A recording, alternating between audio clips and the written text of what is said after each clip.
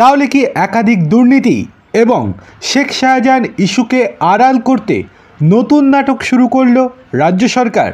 কিছুদিন আগেই দেবকে নিয়ে নাটক করেছিল রাজ্য সরকার। এবার কুণাল ঘোষ, নাম না করে এক্স হ্যান্ডেলে বিস্ফোরক কুণাল ঘোষ। তবে দলেরই কোনো নেতা যে তার নিশানায় তা স্পষ্ট এই পোস্টে।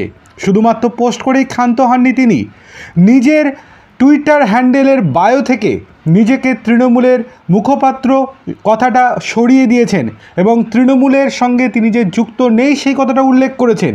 শুধুমাত্র নিজেকে একজন সাংবাদিক বলে পরিচয় দিয়েছেন কুণাল লিখেছেন, নেতা অযোগ্য, গ্রুপবাজ, স্বার্থপর, সারা বছর ছ্যাঁচড়ামি করবে আর ভোটের মুখে দিদি অভিষেক দলের প্রতি কর্মীদের আবেগের ওপর ভর করে জিতে যাবে, ব্যক্তিগত স্বার্থসিদ্ধি করবে, সেটা বারবার হতে পারে না। নিঃসন্দেহে লোকসভা ভোটের আবহে শাসক দলের মুখপাত্রের এমন মন্তব্যে জোর চর্চা শুরু হয়েছে। এমনও খবর, এক্স হ্যান্ডেলে নিজের বায়োতে বদলে দিয়েছেন কুণাল। সেখানে কোনো রাজনৈতিক পরিচয়ের উল্লেখই আর নেই। নিজেকে শুধু জার্নালিস্ট এবং সোশ্যাল অ্যাক্টিভিস্ট বলে লিখেছেন তিনি। তারই ঘনিষ্ঠদের একাংশ বলছেন, সাংবাদিক এবং সমাজকর্মীর বাইরেও কুণালের প্রোফাইলে উল্লেখ থাকত তৃণমূল কংগ্রেসের সাধারণ সম্পাদক এবং মুখপাত্র পরিচিতি। শুক্রবার সকাল থেকে যা একেবারে উধাও।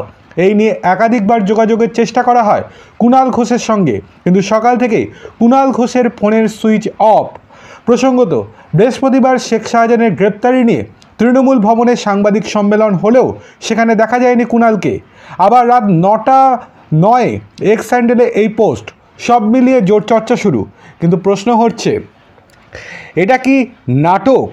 সবাই কিন্তু তাই বলছে, কেননা শেখ শাহজাহান ইস্যু থেকে নজর ঘোরাতে নতুন করে নাটক শুরু করে দিয়েছে রাজ্য সরকার, যেটার জন্য কিছুদিন বাংলার মানুষকে বোকা বানাতে চায় রাজ্য সরকার। কিন্তু মানুষ কি এতই বোকা?